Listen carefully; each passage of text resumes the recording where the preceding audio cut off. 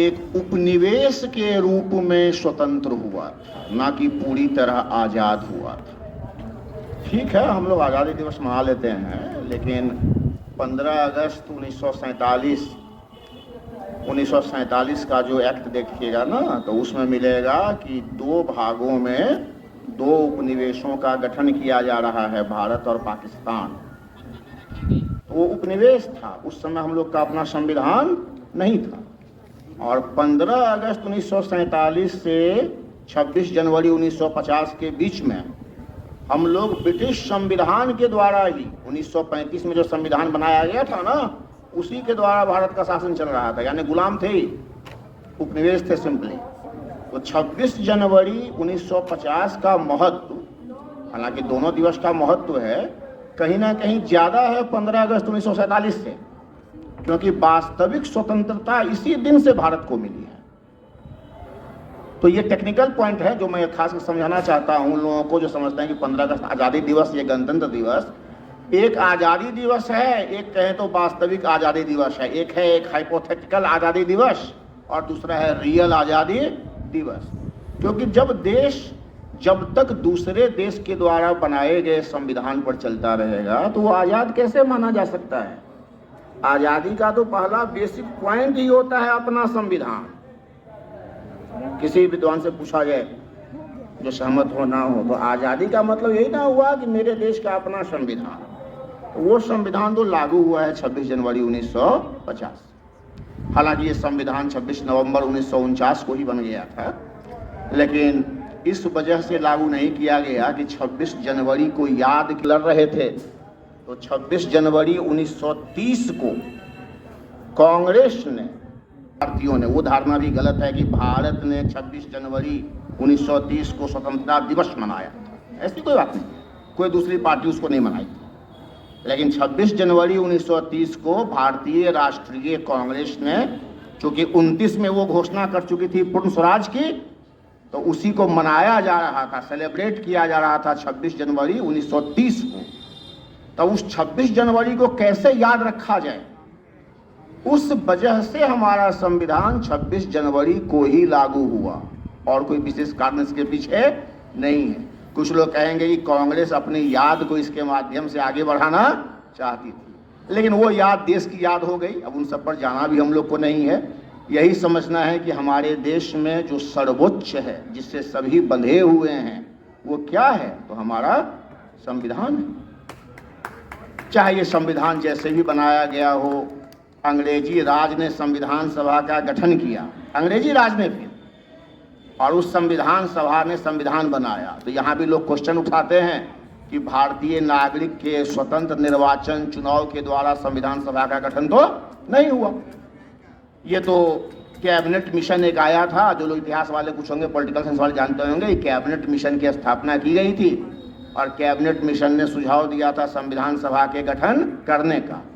और उस समय 46 में जो, यानी गुलाम भारत में 46 में जो MLA MP थे भारतीय, उन लोगों में से अप्रत्यक्ष चुनाव हुआ, डायरेक्ट वो भी नहीं हुआ था, अप्रत्यक्ष चुनाव, जिसके माध्यम से एक सभा का गठन हुआ, उस सभा ने हमारा संविधान बनाया। तो इस पर भी आलोचना होती है, लेकिन अब उन सब बातों को भुलाने की आवश्यकता है, बिकॉज हमारा संविधान पूरी तरह भारतीय रहा और भारतीय तो इस रंग में रंग चुका है अब कि जो लोग संविधान को बदलने की बात करते हैं तो उन लोगों के बातों को दरकिनार कर दिया जाता है। और हमारे संविधान की सबसे बड़ी विशेषता जो है वो ये है कि अपने युग की आवश्यकताओं के अनुसार इसमें परिवर्तन की गुंजाइश रखी गई। इसको उतना कठोर नहीं बनाया गया कि जो है बस है, इसी को मानना है।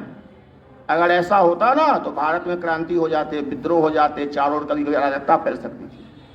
इसलिए संविधान निर्माताओं ने बहुत से मुद्दों को छोड़ दिया आने वाले जनरेशन पर, कि जैसी आवश्यकता होगी उस तरह से वो संशोधन करेंगे। तो कुछ बेसिक स्ट्रक्चर को छोड़ के बाकी कोई भी मुद्दा ऐसा नहीं है जिसमें संशोधन किया नहीं जा सकता। और आप देखेंगे मेरे ख्याल से अब तक 100 से ज़्यादा संशोधन संविधान के हो चुके हैं। क्या 100 से ज़्यादा संशोधन हो चुके हैं 60 दशक में। तो उन संशोधनों को ही हम मिला दें, कॉपी कर दें, तो अपने आप में एक अलग संविधान हो जाएगा। तो संविधान बनाने की फिर आवश्यकता कहाँ है? जहां जब जैसी आवश्यकता पड़ेगी संविधान में संशोधन होता आया है। और हम लोगों को यही देखना है कि संविधान की मूल भावना जो है, मूल भावना में कई तत्व आते हैं, जिसमें एक है लोकतंत्र, धर्मनिरपेक्षता, इन सब की धारणा, समानता, स्वतंत्रता, भ्रातृत्व। तो इन सब को बचाए रखें, बनाए रखें और संविधान के प्रति पूर्णतः समर्पित रहें। संविधान की आलोचना भी हो सकती है। हमारा संविधान कितना महत्वपूर्ण है कि संविधान की आप आलोचना भी कर सकते हैं एक सीमा में, लेकिन अंततः आपको चलना है किस पर? हम लोगों को चलना है किस पर? तो संविधान पर ही। और जो इस तरह की बात नहीं मानेंगे उन पर देशद्रोह की बात सामने आ जाएगी। जो लोग थे महान विद्वान, उन लोगों ने हमें संविधान दे दिया, दुनिया का सबसे महत्वपूर्ण संविधान, भारत का संविधान। अब निर्भर करता था आने वाले लोगों पर कि वो संविधान की रक्षा कैसे करें, इसमें विकास कैसे करें, इसको और परिमार्जित, परिष्कृत किस प्रकार किया जाए। और अब तक ऐसा होता रहा है।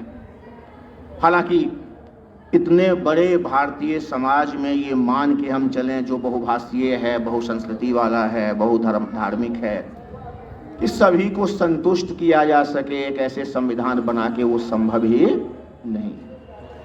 तो कुछ आलोचना, समालोचना, ये सब तो चलते रहेंगे, परंतु कुल मिला के जो संविधान हम लोगों को मिला है, जो अब तक चल रहा है, इसी संविधान को आगे आवश्यकता के अनुसार और ढालने की जरूरत है, ना कि संविधान को पूरी तरह बदल के नए संविधान बनाने की आवश्यकता, जैसा कुछ लोग आजकल तर्क देते हैं। यह भी आजकल एक चर्चा का विषय है, हिंदू राष्ट्र की घोषणा की जाए, क्योंकि संविधान धर्मनिरपेक्ष है। और ये हिंदू राष्ट्र की मांग कोई नई नहीं है, आज़ादी के पहले से ही ये मांग चली आ रही है। लेकिन धर्मनिरपेक्षता इस जड़ तक पहुंच चुकी है हमारे समाज में कि हमारा जो आज़ादी का आंदोलन हुआ था, वो दो विचार पर भी केंद्रित था। एक धर्मनिरपेक्षता, दूसरा संप्रदायवाद। थोड़ी बहुत संप्रदायवाद की विजय हुई चूंकि पाकिस्तान बन गया, लेकिन कुल मिला के मेजॉरिटी ने किसे अंगीकार किया? धर्म निरपेक्षता को। और वो इतनी जड़ जमा चुकी है कि अब किसी नाम से किसी राष्ट्र को बनाना, मेरे अपने विचार हैं, वो सही नहीं है। सिर्फ लिख देने से हिंदू राष्ट्र, लिख देने से कोई अन्य राष्ट्र, कोई विशेष परिवर्तन होने वाले भी नहीं। जब धर्म के आधार पर 1947 में पाकिस्तान का निर्माण हुआ, कारण बहुत से थे, लेकिन किस आधार पर, किस मुद्दे पर पाकिस्तान के लिए आंदोलन चला था? धर्म को लेके इस्लाम खतरे में है, यही नारा दिया गया था उस समय। और उस आधार पर जब पाकिस्तान का निर्माण किया गया, उसके बावजूद भी बड़ी संख्या में अल्पसंख्यक भारत में रह गए। और जिन्ना का वो स्लोगन जो था कि इस्लाम खतरे में है हिंदुओं से, इसलिए हम लोगों को अलग हो जाना चाहिए, एक नया देश बनाना चाहिए, इस्लामी देश, वो तो उसी दिन फ्लॉप कर गया ना, जिस दिन बहुत से मुसलमान भारत में, धर्मनिरपेक्ष भारत में रहना चाहे। उतने मार काट, उतने दयनीय अवस्था के दौर जिसमें भी बहुत से मुसलमान भारत में रहे धर्मनिरपेक्षता को मानती हूँ, तो जिन्ना का वो स्लोगन तो उसी दिन फेल हो गया था। दूसरा जो सबसे बड़ा उदाहरण हम देंगे, आप लोग भी इसको समझिए, कि पाकिस्तान बना था धर्म के नाम पर, धार्मिक एकता के नाम पर, कि सभी मुसलमानों का एक देश हो, इस्लाम राज धर्म हो। फिर उसी पाकिस्तान में आंदोलन हो गया, धर्म के नाम पर नहीं, हिंदू मुस्लिम नहीं, खुद मुसलमानों के बीच। और 1971 में क्या हुआ? पाकिस्तान दो भागों में बट गया, बांग्लादेश बंगाली मुसलमानों का देश, और इधर मेनली पंजाबी डोमिनेटेड मुसलमानों का देश। तो यहाँ धर्म कहाँ आया? फिर यहाँ तो कल्चर पर, भाषा पर, इस पर लड़ाई हो गई। तो जिन्ना यहाँ पुनः अपने मिशन में फेल हो जाते हैं, अगर वो होंगे, आत्मा करकती होगी उनकी, कि जिसे उन्होंने बनाया था हिंदुओं से, हिंदुओं के खतरा से बचाने के लिए पाकिस्तान, वो पाकिस्तान खुद ही दो भागों में बट गया। जबकि विविध धर्मों वाला हमारा देश, विविध भाषा, संस्कृति, कल्चर, इतने सांप्रदायिक दंगे होते रहे हैं, जातीय दंगे होते रहे हैं, फिर भी भारत 1947 के बाद 1 इंच भूमि खोया नहीं, बल्कि और पाया ही।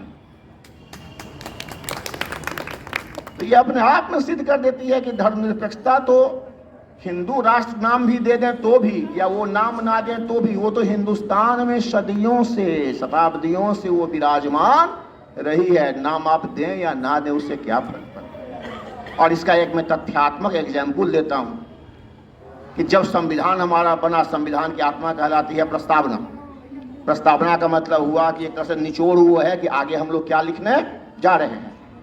उस प्रस्तावना में धर्मनिरपेक्षता शब्द नहीं था मूल संविधान में। पंथ निरपेक्षता जो कहते हैं, सेकुलरिज्म, वो शब्द ही नहीं था। वो शब्द बेटी और एक और सोशलिज्म, ये शब्द। तो क्या 1976 के पहले भारत धर्मनिरपेक्ष नहीं था? अगर ऐसा पूछा जाए तो हम लोग क्या जवाब देंगे? नहीं था। नहीं, शब्द वो भले नहीं जुटा हुआ था, फिर भी भारत धर्मनिरपेक्ष था। वो राजा अशोक का जमाना रहा हो या राजा अकबर का जमाना रहा हो, भारत सदैव धर्मनिरपेक्ष, धर्म सहिष्णु वाला देश ही रहा है। और इनटॉलरेंस, खतरे में है ये लोग, खतरे में है ये कम्युनिटी जो आजकल खूब दिखाया जाता है, ये सब एक नैरेटिव है, गढ़ी हुई धारणा जो राजनेता सब अपने अपने हित के लिए प्रयोग करते हैं। अब लास्ट अंतिम लाइन जो मैं कहना चाहूँगा, जो खास के नौजवानों लोग को समझना है, क्योंकि आगे का भविष्य उन्हीं का है। पुराने लोग तो कह के जाएंगे कि हम लाए हैं तूफान को, क्या कहते हैं वो गाना में भुला रहा हूँ, जब कश्ती हम लाए, चाहूँगा कि हमारे संविधान को विदेशियों से कोई खतरा नहीं। वो क्या करें, लेकिन देश के भीतर के ही लोगों से हमारे संविधान को खतरा हो सकता है। हम जैसा चाहेंगे वैसा हम रहें। जनरली हम लोग पढ़ते हैं, पढ़ा देते हैं, सबको रटा देते हैं कि देश का विभाजन किसने किया? तो अंग्रेजों ने किया। सब बोलेगा एक साथ। अरे हम लोग इतने मूर्ख थे, बुद्धिहीन थे कि अंग्रेजों ने कहा बट जाओ तो बट गए। अभी अंग्रेज कह देगा जुट जाओ तो जुट जाएंगे पाकिस्तान के साथ। क्या उस समय नेता लोग हम लोग के नहीं थे पढ़े लिखे ज्ञानवान कि बट गए आपस में? और सांप्रदायिक आंदोलन किन लोगों ने चलाया? पढ़े लिखे लोगों ने, ना कि मूर्खों ने। अब देखिए नेता साहब का नाम, संविधान राष्ट्रीय आंदोलन में जिन लोगों ने कॉमनल मूवमेंट चलाया, जिन्ना से ज्यादा पढ़ा लिखा कोई था? हिंदू नेताओं में कई नाम मिलेंगे जो कॉमनल मूवमेंट को आगे बढ़ाए। बी डी सावरकर, जिनको बहुत लोग कहते हैं कि हिंदू राष्ट्र के वही, हिंदुत्व के वही प्रणेता हैं। देखिए तो उनका ज्ञान, उनके ज्ञान के आगे कोई ज्ञान टिकेगा? आम लोग क्या जाने संप्रदायवाद क्या होता है, जातिवाद क्या। उनका रोटी से मतलब है, खाने से मतलब है, पढ़ने से लिखने से मतलब। तो अपने अपने पॉलिटिकल हित को साधने के लिए ऐसे ऐसे शब्दों को गढ़ा जाता है और सर्टेन प्रकार के डेंजर दिखाए जाते हैं, मोबिलाइज करने का अपनी ओर प्रयास किया जाता है पब्लिक को, और हम पब्लिक उस धारा में बहते हुए चले जाए। और आज के दिन अगर हमारे संविधान को